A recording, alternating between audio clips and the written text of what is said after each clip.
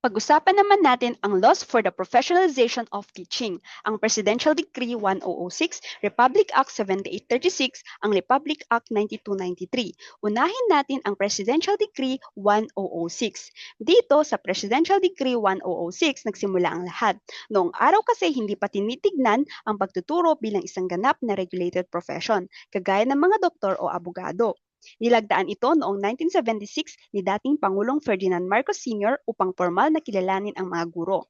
First legal basis of teaching. Ito ang pinakaunang batas sa Pilipinas na nagre-regulate sa pagtuturo. Ibig sabihin, dito nagsimula na maging requirement ang lisensya para makapagturo. Professional Board Examination for Teacher. Noon kasi hindi palet ang tawag sa exam. PBET o Professional Board Examination for Teacher pa ang board exam na kailangang ipasa ng mga nagnanais maging ganap na guro. Registration to Civil Service Commission. Nakapagtataka sa sistemang ito, ang Civil Service Commission ang may hawak ng registration at exam, hindi pa ang PRC o Professional Regulation Commission.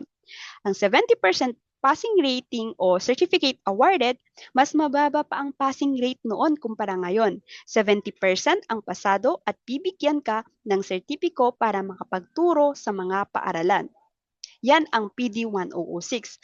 Ano naman ang Republic Act 7836? Ito naman ay nilagdaan ito ni President Fidel B. Ramos para i-update ang lumang sistema ng Presidential Decree 1006. So from CSC to PRC licensing, ito ang pinakamalaking pagbabago. Inalis ang pamamahala sa Civil Service Commission at inilipat ito sa Professional Regulation Commission sa ilalim ng Board for Professional Teacher. Dito na rin nagsimula ang formal na LET o Licensure Examination for Teacher. At ngayong 2026 lang parang pinalitan na rin ng LEPT o Licensure Examination for Professional Teacher. At ang passing rate dito ay 75% passing rate. Dahil mas naging mahigpit ang screening, itinaas ang passing grade mula 70% patungong 75%. Dito sa Republic Act 7836, 10 units ang required for teaching method. Kung ikaw ay isang non-education graduate, halimbawa mga engineer, nursing o criminology, pero gusto mong magturo, pinapayagan sa batas na ito, basta kukuha ka muna ng kahit 10 units ng method of teaching para maging eligible sa exam. Dako naman tayo sa 9293. Ito ang Republic ang 9293 Amendment of 7836. Hindi niya pinalitan ang Republic Act 7836, may dinagdagan lang ito. Ito ay nilagdaan sa ilalim ng administrasyon ni President Gloria Macapagal Arroyo. So from 10 units to 18 units for non-education program. Kung dati ay 10 units lang ang kailangan, para sa mga non-education graduates para makapag-board exam, tinaasan ito ng Republic Act 9293. Ngayon, required na silang makapagtapos ng 18 units ng professional education courses para mas masigurado na handa silang humawak ng klase. Gaya ko, bilang isang criminology graduate, nag-aral ako ng 18 units para makapag-board exam. Pero yung inenrollan ko, 24 units ang binigay sa akin. Pero 18 units is enough para makapag-board exam ka. At ang PRC na po ang bahala kung anong major ang ibibigay sa'yo. Depende kung ano ang course na graduate ka. Kagaya ko, since criminology ako, ang binigay ng PRC na major sa akin ay social studies. Inactive license teacher. Ito yung 12 units refresher courses naman. Paano kung nakapasa ka nga ng LET noon pero hindi ka naman nagturo sa loob ng mahabang panahon? Inactive ka. 5 years ka na hindi ka nakakapagturo. Sa ilalim ng batas na ito, hindi ka pwedeng sumalang agad sa classroom. Kailangan mo munang kumuha ng 12 units ng refresher courses para ma-update ang kaalaman mo bago pumalik sa serbisyo.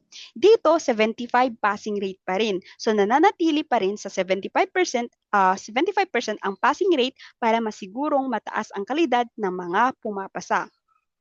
Ano naman itong provision for para-teacher and international recognition? Dito, binigyan dito ang pagkakataon ng mga para-teacher. Pag sinasabi natin na para-teacher, yung mga hindi pinalad pumasa sa LET pero malapit ang score o may sapat na karanasan sa mga liblib na lugar. Ang pagkakaalam ko dito, dapat ang ratings mo ay 70 to 74.9 basta malapit sa passing grade.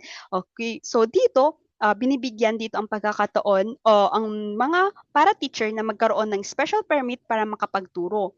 Kasabay nito, pinalakas din ang international recognition para mas maging kilala o competitive ang mga lisensyadong guro ang Pilipinas sa buong mundo. Ang international recognition, ito ay kagaya ni na Manny Pacquiao, ni na Lea Salonga. Si Manny Pacquiao, dahil meron siya, siya ay may international recognition, pwede siyang magturo ng boxing. Si Lea Salonga na kilala meron siyang international recognition, pwede siyang magturo ng singing. So, yan ang pagkakaiba ng PD 106, Republic Act 7836 at Republic Act 9293. Ang pinakauna, ang PD 106, pinalitan nito ng Republic Act 7836 at ang Republic Act 9293 amendment lang po siya ng 7836. Kumbaga sa Republic Act 9293, meron lang po siyang dinagdag.